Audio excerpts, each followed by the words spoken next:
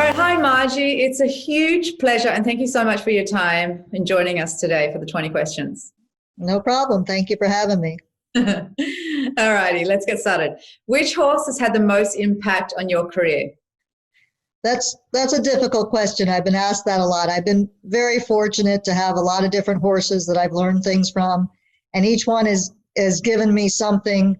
Probably Daydream was very instrumental when I started because it was the first horse I ever did the bigger classes with, and he was 5 years old when I started riding him, and I didn't know any better, and I was young. He was 6 when we first started doing the Grand Prix, and I did my first Grand Prix on him, and I won my first Grand Prix on him.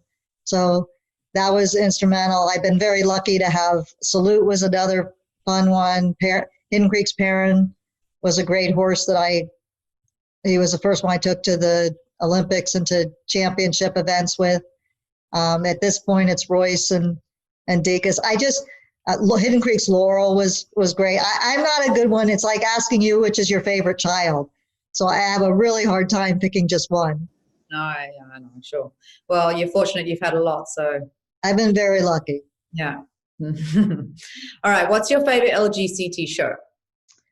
That was a little bit easier. I think for me, because I'm from South Florida, Miami is very special because you have the ocean. I grew up around the water, so I love that atmosphere. And being from South Florida, I feel like it's a little bit of the hometown. And for the horses, I think actually Valkenswaard is my favorite one because it's just more horse country and there's a lot of room and it's nice permanent stabling. And I think for the horses, that's one of my favorite places. And I love the size of the field and the ring that we compete in and the schooling areas. So that's probably, and the whole setup, I mean, the VIP area, everything is just amazing. So that would probably, I know a lot of people say Mexico, it looks fantastic. I just have never been there. I've seen it online and it looks great, but I probably Miami, that's my hometown area. Well, I think you made a great choice, or probably the right choice, I would say. Horses first, that's what Jan always said when he was building the place. So absolutely, and that's how it's set up. It's fantastic. The grooms all love it. The clients love it. It's horses first, but yet the VIP is top class all the way, and it's just got everything. Oh, that's nice to hear. Okay, what's the one thing you can't go to the show without? Probably my husband. I mean, he keeps me in line. He keeps me grounded. Yeah. He takes care of the horses when I get the little kinks in them and things like that. And he's just a real rock. He's like a steady Eddie, and it's good mentally for me, physically for the horses, and he's just a good person to have around. Yeah, absolutely. Yeah. Fantastic. Okay, if you could compete with any horse, past or present, which horse would it be? Probably Gem Twist. I remember watching him as a kid, and when I watched him, he was my favorite horse to watch jump. He would crouch down like a cat and just kind of pounce off the ground. And I never saw a horse that could jump from so many different distances and at such high speed and do everything he could to miss the jumps, and with so many different riders. I remember watching him when he did the WEG, and with every rider, he just got higher and higher. Yeah. And it was just amazing for me. I loved watching him. Yeah, amazing. All right, which rider style do you admire the most? That's a difficult one also. I mean, it's funny that it's like asking me who is my favorite horse. As a kid, I watched so many different riders, and mainly up being from North America, everyone from Ian to Bill Steinkraus to Rodney Jenkins to Joe and Conrad to Melanie Smith. You learn something from everyone, and it's a type of sport you never stop learning. And now that I'm able to go to Europe and see some of the top riders there, you learn something from all of them. It's great to be able to go, and they all have exceptional. Piet Manley's great to watch. Marcus Enning's got a fantastic position. He's really part of the horse. There's just so many things you can learn from so many different people. So yeah. I am really bad at picking just one. I know I didn't answer your question very well, but I just feel like you can learn something from everybody. Absolutely. That's the only way we go forward. It's just what I've always done as a kid. And when I didn't have my own horses, I'd sit at the rail and just watch and and learn how different people did things, and you take a little bit from everybody.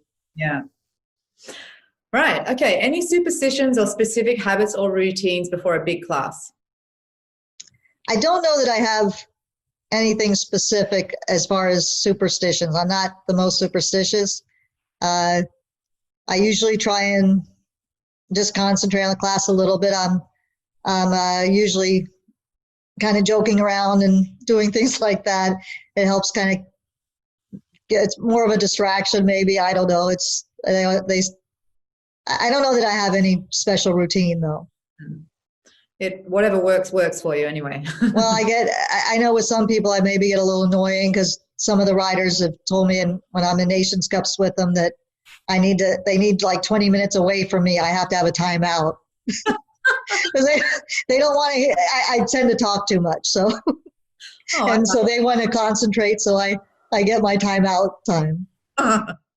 Well, I like to be around you before I went. Thank you. Okay, if there was one round you could re-jump, which one would it be? Probably Aachen. A few years back, I was with Perrin, and it had poured rain, and he had jumped fantastic earlier in the week. And I'm not always the best at pulling up, and he was getting higher and higher because he was kind of slipping a little bit on the grass. And it was a Grand Prix, and I only had like 2 jumps left. Anyway, I should have. Everyone asked me, "Don't you have any self-preservation?" And I'm like, "I don't know." He was going clean, and I jumped into the triple, and it was jumping so high and slow, and I should have probably pulled out. And I just kept kicking and tried to get through, and it was ugly fall. So if I did it again, I would probably have taken the better idea and kind of pulled out. But it doesn't ever go into my head to do that. But hindsight's always 20/20. All right. What's the best moment in your sporting career? I've been fortunate to have so many, but I think one of the highlights was probably the first year I went to Europe to show, and I had Hidden Creek's Laurel. She was just 8 years old, and I had never been on the European tour. And Rome was our first horse show, and it was a really big deal to me, and it was beautiful, and she was double clean in the Nations Cup, and then it was back when the Grand Prix, you had to do 3 rounds, and she won the Grand Prix, and it was just very special riding. That was one of the first times I rode for my country in Europe. It was a very first show we went to, so that was really special. That was my first big show out of North America. All right, if you could choose to be a rider, past or present, for a season of the tour, who would you choose to be? Again, my answer is probably the same thing as before. There's just a ton of them. I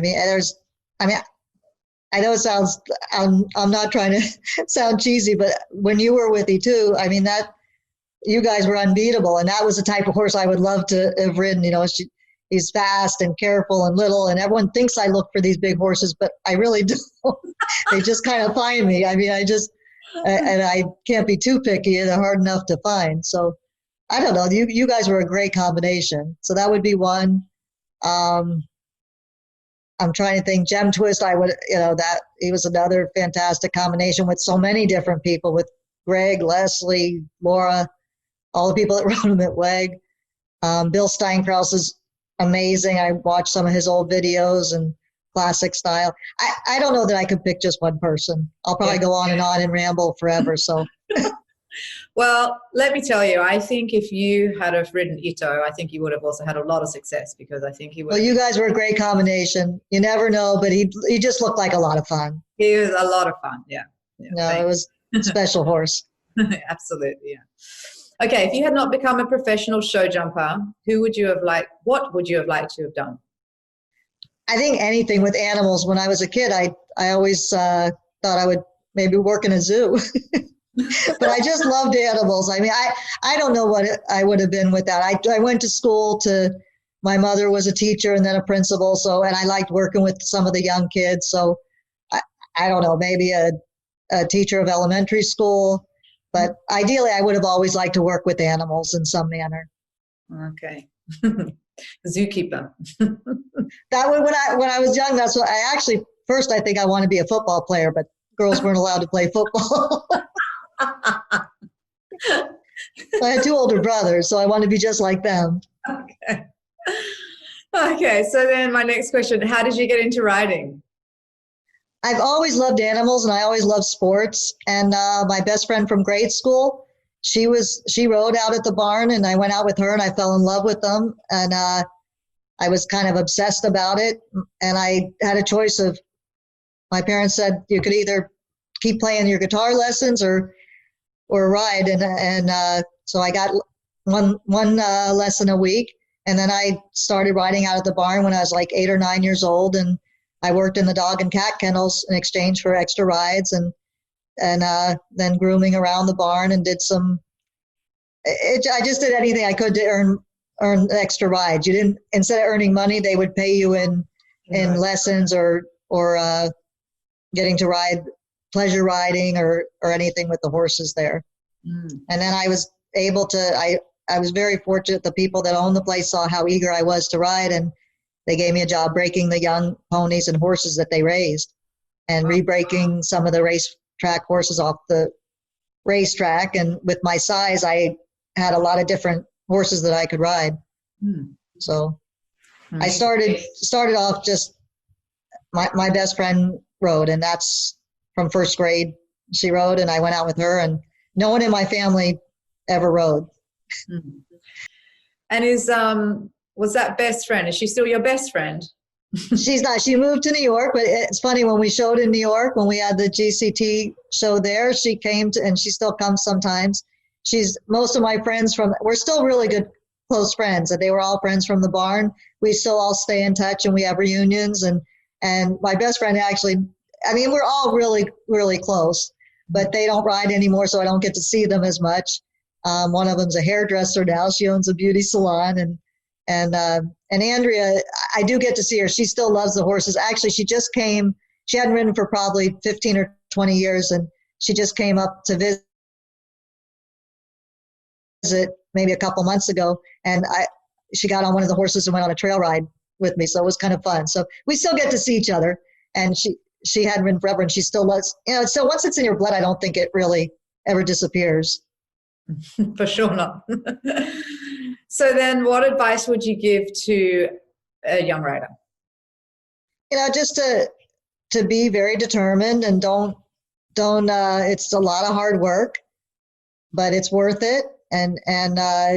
But don't feel defeated. You're going to have a lot more bad days than you have good days, and you have to learn from your mistakes. Yeah. And it's really, if you want to go forward, it has to really be your passion. You have to really love what you do and be willing to take the good days, or far and few in between, and to take the bad days with them. And the main thing too is be willing to learn from everything.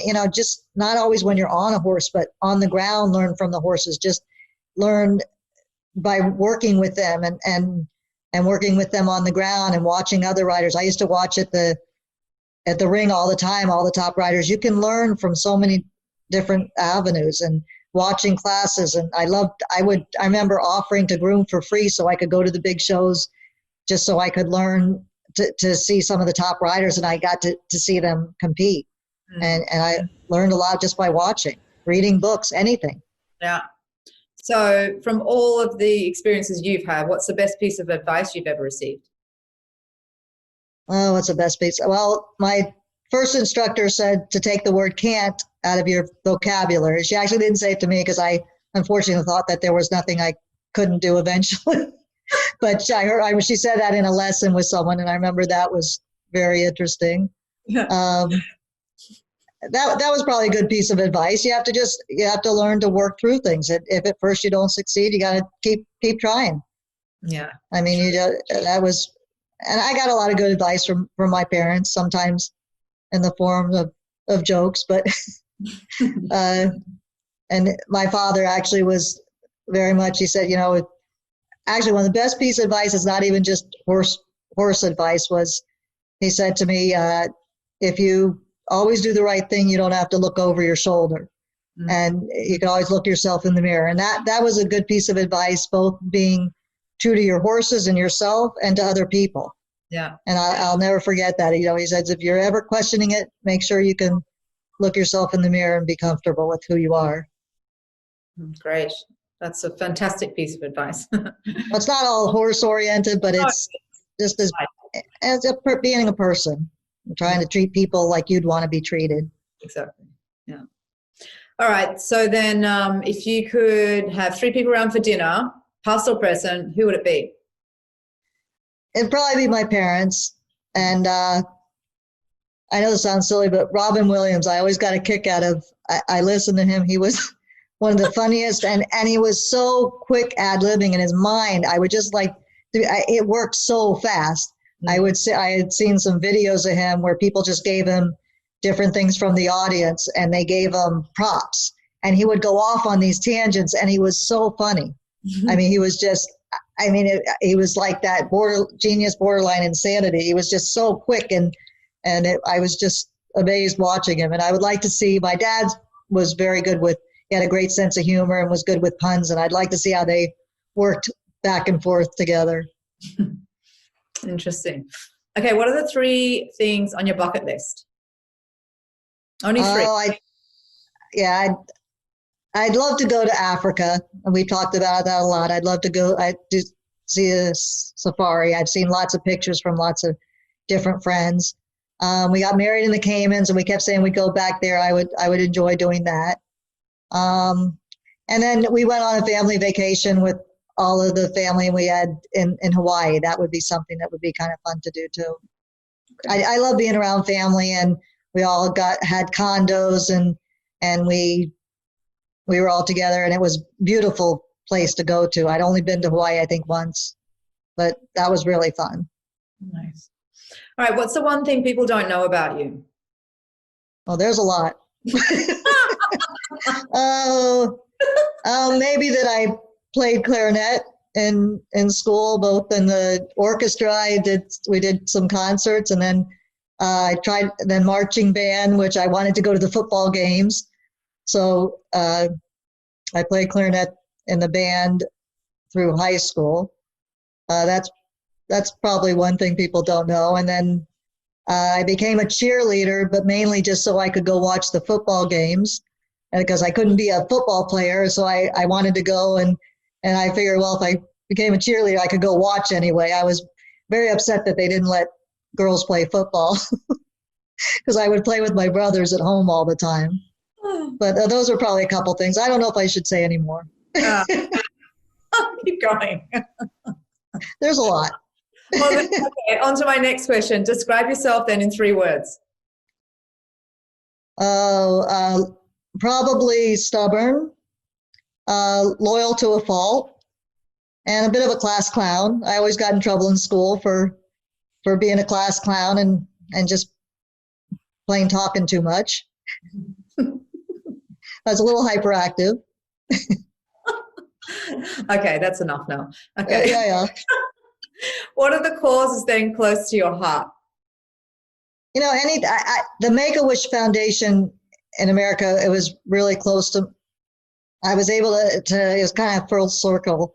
The Mrs. Kramer that I rode for died of bone cancer. And then later in life, this girl came to me and wanted to meet Daydream and myself. And she had bone cancer, and she was only like 13 or 14. And she was going to get her leg amputated, and she had no hair or anything. And she was actually, Julie Crone, who I was teaching at the time, rides races. She was there, and Michael Matz was there, and Greg, and they all went riding with us, and they were really good with her. And she was just seeing the spirit that she had and how it was really inspiring to me. And she ended up beating it. She got her leg amputated. I saw her. She came to a horse show later, and it was amazing. She was a beautiful young woman. She turned out, she had kids, and they had only given her less than a year to live. And she was just inspiring what she went through. And that's always been something close to my heart, that I tried to do something. It was an amazing feeling being able to be around her and then seeing her beat it. It was just really inspiring. Wow, beautiful. Okay. I just think someone that age, I don't know how I would deal with something like that. And she was so positive and uplifting. It was a truly amazing thing. It's hard to put into words. Yeah. Wow. Okay. Then if you could switch lives with anyone for a day, who would it be? Oh, when I was younger, I wanted to be Jeannie from I Dream of Jeannie, where she could just, she was like a genie that lived in a bottle when you were, and they could do whatever wishes, and maybe a genie from a bottle, and then you blink and get rid of all the all the separation in the world and have more unity, and maybe get rid of some of the poverty and pollution, and that would be kind of neat. And also, when I was younger, I wanted to be Dr. Doolittle because he could talk to the animals. So I thought that was fun. Actually, a friend of mine said, I could talk to the animals. I had one of those psychics, and he came to the barn, and the first animal he went to talk to was the cow, and he looked in and he said, the cow's telling me you guys are too rough when you're milking him, that it makes her, it's really uncomfortable. You're pulling on her way too hard. And the guy at the stable said, that's amazing. And then he walked by the horse and he said, and the horse is like, he says you're yanking on his mouth too hard and kicking him in the belly, and can't you be a little bit softer with them? And he goes, wow, they really tell you these things? He goes, yeah, he's telling me that directly. And then they walk by over to the sheep, and the owner of the barn says, oh, wait, don't talk to the sheep. They're all liars. Never mind. You can cut whatever you want out. Okay. Lucky last question. Sorry about that. I just can't help myself. Where do you see this sport in 10 years' time? Where do I see the sport? Yeah. I see it growing immensely as long as we get through this pandemic right now. But the global tour has really upped the game quite a bit, and the Grand Prix are getting bigger all around the world. It's getting much wider spread. It's growing in all different countries. I'm hoping that it gets more recognition in other countries. In Europe, it's really big. In our country, it's a little slower because we have so many different things. I just see it growing and growing. I think it's heading in a good direction. Excellent. Well, Margie, I have had a wonderful time asking all these questions and finding out all these interesting facts about you and your life and everything else. Thank you so much for your time, and I look forward to hopefully seeing you sooner rather than later. That would be a nice thing, and good to see you. Thank you. When we get together, I can tell you some more jokes I can't tell online. Yeah, exactly.